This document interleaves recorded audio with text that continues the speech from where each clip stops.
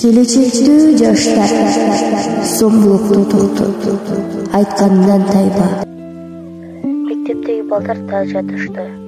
Кээде сумкамды алат, кээде китептеримди алып, мыскылдап күлүшүп, үстүмдөн басмыртташат.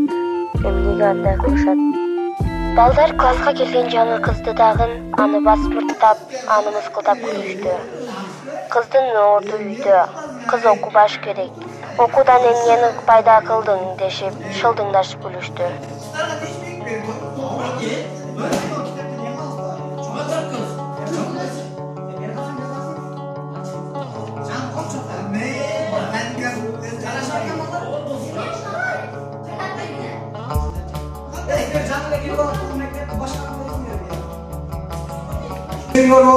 Gidiş şu balasına karalaysınlar ya. Assalamu alaikum baba.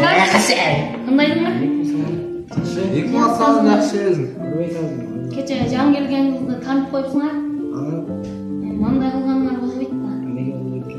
Сенин деле карындашың бардыр экөөңүздө. Бар. Экөөңүздүн карындашыңыз ишенет болсо эмне кылат? Кандайсың Сабира? Сабира, кечирип койчу кече кылыктарыбызга. Экинчи кайталамайт биз билбегенди түшүнүп болот.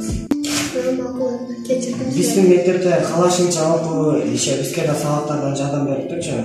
Если жараның керек болсо бизге да айтсаң жардам беребиз. Кечирип коеюн. Муну ошентип көптөн күткөн убакыт да келди. Тартипсиз балдар тартипке келди. Жаңы келген окуучу кыз менен жакшы тил табышып, үчөө достошту.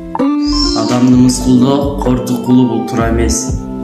Аял затын урган эркек бул алсыз. Ар бир кыз эркин жашоого татыктуу.